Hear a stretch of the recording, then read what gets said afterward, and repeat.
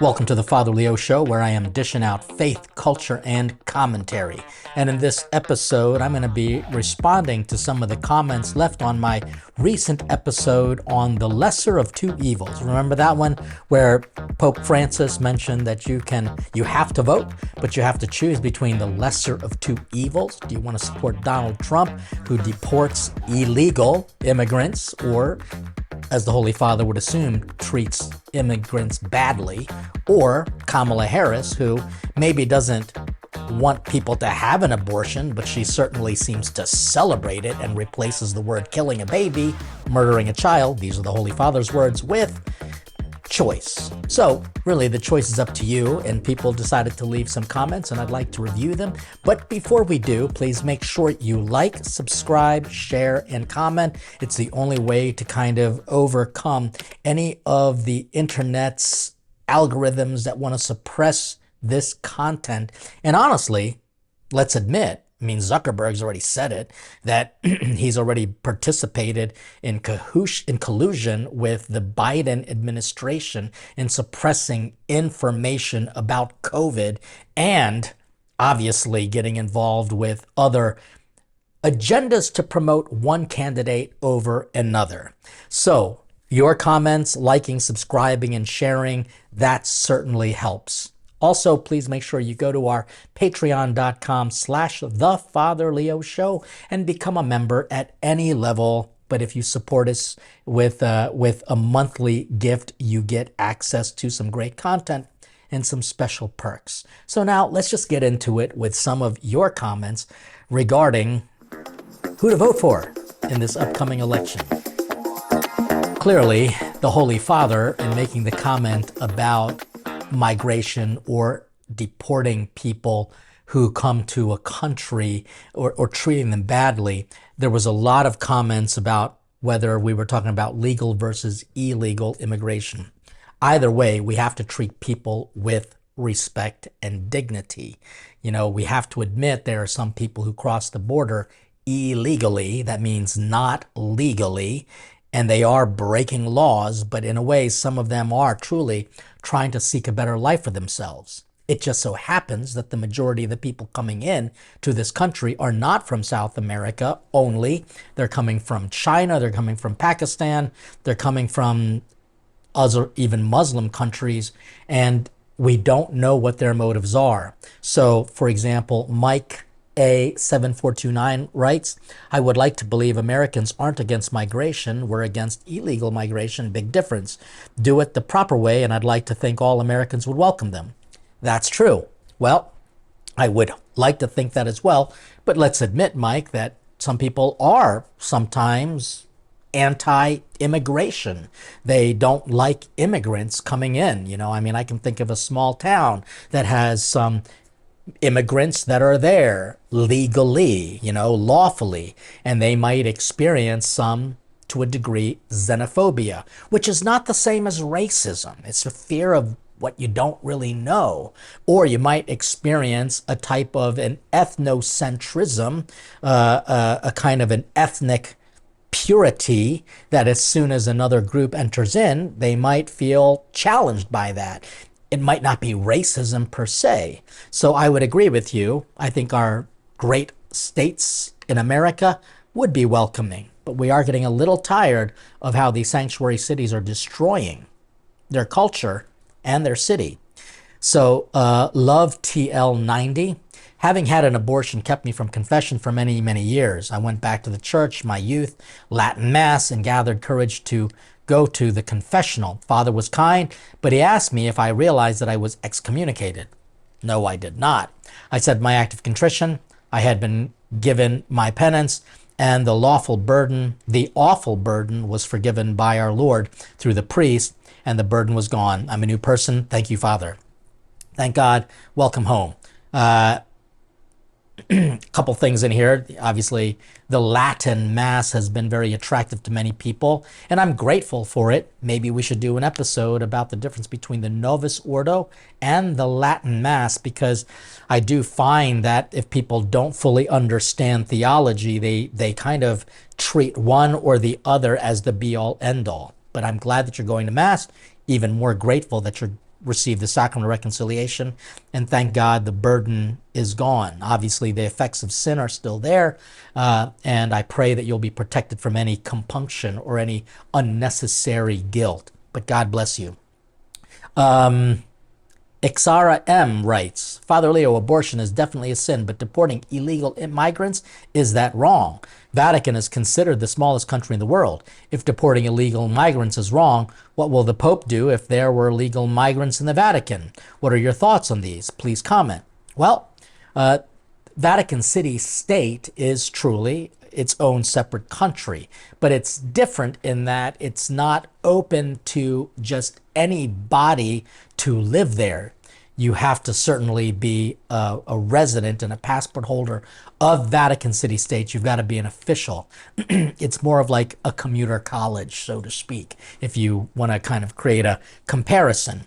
And I've heard this before, like if the Holy Father is so for migrants, why doesn't he have migrants coming to the Vatican and living there? Well, he actually has. And so he's even set up some temporary housing and some facilities in order for poor people, whether they're migrants or not, to have a shower, to have a meal, to be clothed. And while they don't sleep there, they can at least rest there. So look, there's a lot more to the migration problem than meets the eye. And as I mentioned in my show, I do think that the Holy Father just is not making those distinctions between legal versus illegal because he wants to, in a sense, say everyone is supposed to be treated with the dignity of respect. Like it or not, I'm just saying that that's kind of where the Pope's mentality is. For MB, NJ2NS. Boy, you all have some challenging handles. But anyway, MB. Father, with respect, I have to say that Pope Francis is a part of WF, which is the World Economic Forum. If he is a member or just a speaker, he is still involved in the WF. Migration is a right. Sure, but we have to distinguish between legal and illegal migrant.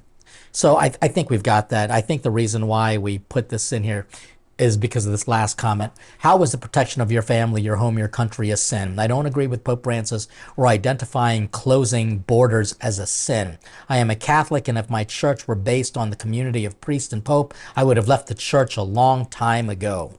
Well, glad you haven't left.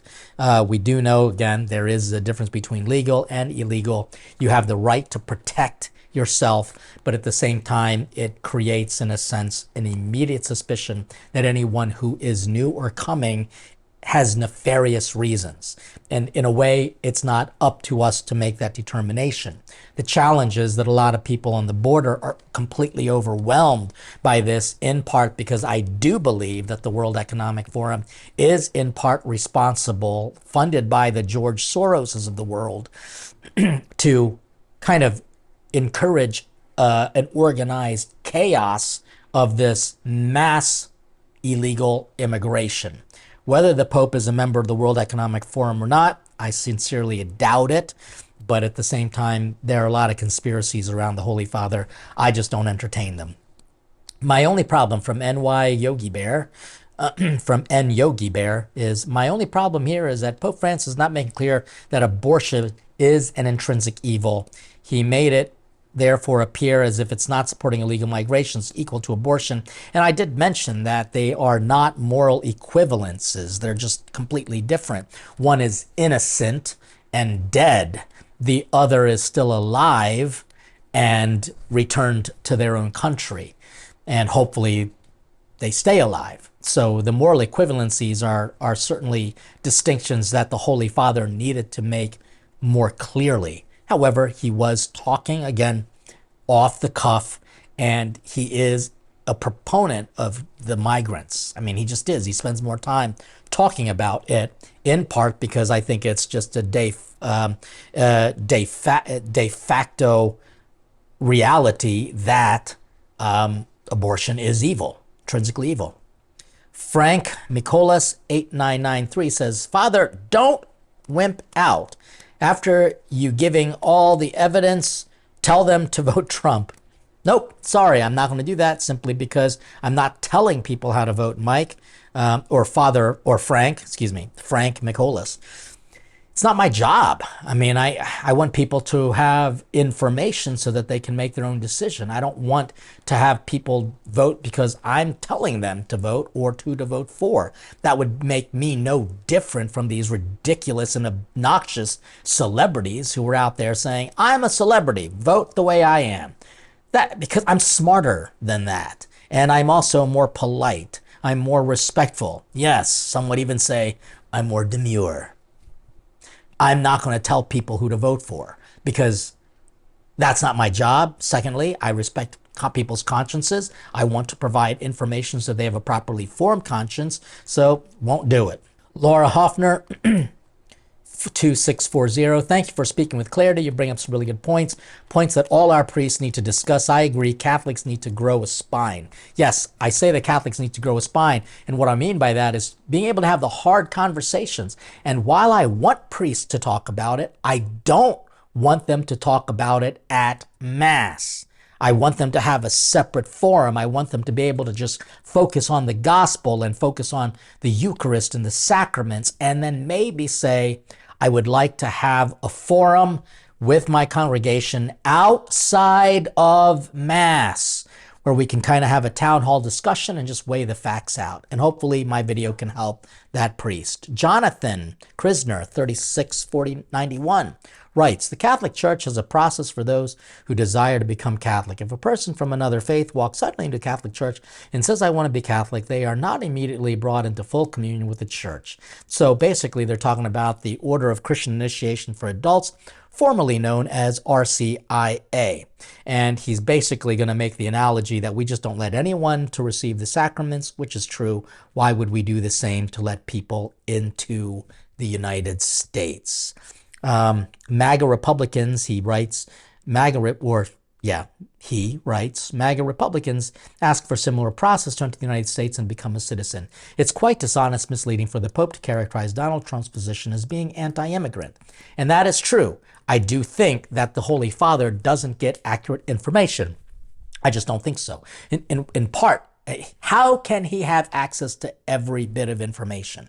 Give the guy a break. He is not a politician. He was speaking specifically on, so I'm not arguing with you, but I'm saying that there are just a lot of nuances that we who are just eating up social media left and right, we will know things that this particular Holy Father won't know. Can I tell you why? He's got other things to worry about. So I just want to let people know that this Holy Father is not going to be fully informed on the political landscape, the geopolitics, and the migration issue details in America, because we're not the only country he's got to shepherd. So I get it. You know, it was an American journalist asking all this, and I think that American journalist probably did a good thing in asking the Holy Father pastoral guides. Okay, Father Leo, you did not mention that Trump said that he will not ban the abortion pill. This is also bad and evil. As you said, the killing of human baby. Because of this, I will not vote for him or Kamala. I am turning towards the American Solidarity Party, and as a Catholic, that is where I will put my vote. God bless. Thank you, Leslie Hevingham, 8986. And I know you're not angry, but it sounds like you are. You clearly don't like Kamala for obvious reasons. She is a candidate that has been anti-Catholic on every possible issue. So how a Catholic can vote for her is truly beyond me. How a Catholic can vote for Donald Trump, who is a convicted felon, which we all know is coming from a clown court, or he said vile things when he was younger or even more recently. Like, again, he says vile things. I would rather want to know what a person actually thinks in using unfiltered words than having someone smile a lot and say a lot of words and say nothing. But again, this whole thing about the abortion pill and you therefore voting for a solidarity party is, to be very honest with you, disingenuous thinking. And what do I mean by that? I think you're basing it on feelings rather than fact, number one. Number two, the American Solidarity Party is not going to put a candidate that is going to make as much of a difference. But if everybody does that, if everyone is trying to do what you do because we're so upright and we can't find the most perfect moral candidate that fits me perfectly, you basically created one. The American Solidarity Party, I can guarantee you, doesn't fit the Catholic positions completely either. So I think that this is a person who is rather judgmental of Kamala and judgmental of Trump. And that's fine. But this is not a practical approach. I'm glad that you're going to vote, but your vote is going to be, in a sense, useless. And it can actually hurt one way or the other. Just my thoughts. Kathy Worland 7032. Awesome summation. So wish people could see the party of hate clearly.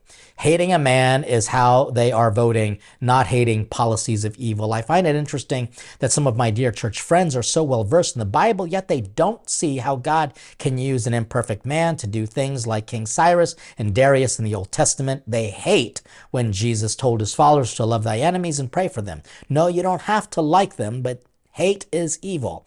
Pray for them. Ask God for discernment and clarity. And I would agree to that. I do think that people are absolutely 100% brainwashed, and they do suffer from what I would consider TDS, Trump Derangement Syndrome. And I do think that everyone at one point loved Donald Trump. I mean, my gosh, he was the darling even on The View and even on Oprah, who was like extolling him and encouraging him to be the next president. You know, you had all of these black leading political figures,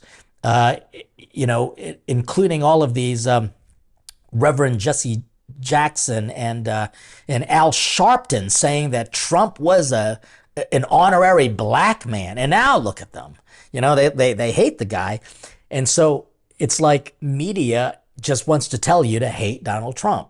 And so your point, I think, is clear, Kathy, that the party that says we should be loving and inclusive, honestly, they have been some of the most pernicious in their language, in their approach to things. They have been they've been representatives of evil. I mean, I'm just going to say it. The majority of things that I see about the current Democratic Party does not look like the Democrats that I grew up knowing about. They honestly look like socialist communists, and anyone who votes for Kamala has no real good reason. They really don't. I have watched enough interviews of why people want to vote for Kamala Harris. And there are three things. One, because they hate Donald Trump. Two, abortion. They want to kill babies. Three, because they like her vibe, the party of joy. And they're saying the most ridiculous things. Turning the page is what Ms. Walls would be claiming. I mean, I don't even know what that means. Turning the page from what? The past 4 years were under the Democratic control, and then we're not going back to what? I hope we're not going back to the next 4 years because, you know, in 2016 and 2020, it was a relatively peaceful time around the world. The only chaos was caused by Antifa and Black Lives Matter. So let's kind of figure it out. I honestly think that the majority of people voting for Kamala Harris don't actually have a good reason. They hate Trump. That's not a reason. Two, abortion. Sorry, that's not a reason because abortion is still legal in some states. You can go there if you really want to kill your baby. Or how about this? Be a little bit more pro-choice and not choose to have unprotected sex. Or even better, choose to wait until you get married so that you know that the person you're going to be shacking up with, i.e. having a loving conjugal relationship with, won't abandon you because you're pregnant, but they will love you in good times and in bad, whether you're barren or you're pregnant. So your pro-choice argument is really just evil. Third, if you like her because of the way she laughs, which I don't know anyone who would want to vote for that, but you like her because of her vibe, the party of joy, turning the page, not going back, these are the most empty slogans I have ever heard. Now people can say, well, what about MAGA? What about MAGA? Again, we've been hearing that for the past 8 years. We know what he stands for. Nobody knows what Kamala stands for. She has lied, or she has dementia and can't remember what she said previously.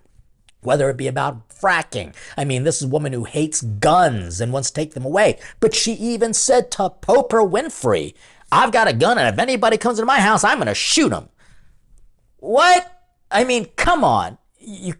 There's the equivocation is ridiculous. So, thank you, Kathy, for giving me a chance to kind of open up there and vent. Larry Wavington, 5936. The problem with Pope Francis' comments makes no distinction between legal and illegal. Yeah, I mean, I get it. FJB, Trump 2024. Father, grow a spine and pick a side. Lukewarm as the Pope has done is what Jesus spoke to the churches about. I have picked a side. I'm just not telling people how to vote. That's all. So I do have a spine. I mean, do you honestly think I don't? I'm talking about these things in a way that makes my spine stand straight up rather than curve left or right. So I don't want to have scoliosis when it comes to my spiritual spine. Navy Girl 58. Excellent, Father, just excellent. My conscience was being pulled in different directions. Was starting to feel guilty about voting at all because of the abortion issue. I didn't know what to do, but now I have a clear path because of how you laid it out. God bless you. Victory. Kathy Browering 2235. Just a question. Did anyone else have a link that popped up when watching this episode about abortion health? I did. It told me that it was seeing this because this topic, abortion, may contain misinformation in the video. Brig Brother is watching. Kathy? Yes, we know that. And that's the real struggle of it all. That's why you all being able to like, subscribe, share, and comment helps to keep this topic going, because the internet doesn't want it to get out. You know, I mean, I'm not a big name anybody, so my name doesn't blow, like this video is not going to blow up just because Father Leo was saying, people don't know who I am. So the more we have people interact and engage with this video, the more it's going to pop up. Yes, will there be like these little warning signs and labels that say there's misinformation? Yeah, I click on it and I laugh at it. My gosh, there's stuff like that all the time for the most useless things. All right, let's go through Marcus Magnificus, 1984. He writes, I'm a gay guy, and me and my family are also immigrants. But my conscience is firm in its conviction that abortion is much worse and greater evil than the issue on immigration. Not confused there. Our Lady of Sorrows, please pray for us and the upcoming U.S. elections. Marcus, fantastic. Thank you. This is a man who sees that his homosexuality, the fact that he's gay, doesn't overtake his entire personhood. He's more than just what he prefers sexually. And I bet you Marcus would be the first to say his sexuality is only a part of who he is. It doesn't have to define his whole being. So there are a lot of people who say you can't be gay and a Republican at the same time. And I've been seeing a lot of gay Republicans coming out and saying, no, I mean, it's like, or black and Republican, or Spanish and Republican. These people are, in a sense, being vilified for being a minority within a minority, because apparently, according to Joe Biden, you are not black unless you vote for him. So this is the kind of rhetoric and outrage that just causes me to think that people are truly brainwashed. And so I just want to encourage people to start thinking for themselves. And this is just simply a conversation between me and you, and hopefully a lot of more other people, so that you can get a better understanding of the fact that these votes matter. But what matters is that we're informed citizens. And make sure, again, you like, subscribe, share, and comment. Let me know if you have any other questions or things that you would like for me to comment on in an upcoming episode. And again, please make sure that you support our the Father Leo Show initiatives. It really does help us in everything we do. And, in the meantime, I want to just draw some highlights to the fact that we have some executive producers who really stepped up and supported us. So I want to give a special shout out to John and Carie Losinski, Adriana Frazier, Brian Africano, Roseanna Chandler, Carmen Robles, Patrice Pikulsky, and Karen Rooney. Without you, we can't do anything. So thank you to our executive producers, and please make sure that you become a part of our Patreon community. And between now and the next time we talk about faith, culture, and commentary, just want to say, God bless you, stay healthy, and stay hungry for God.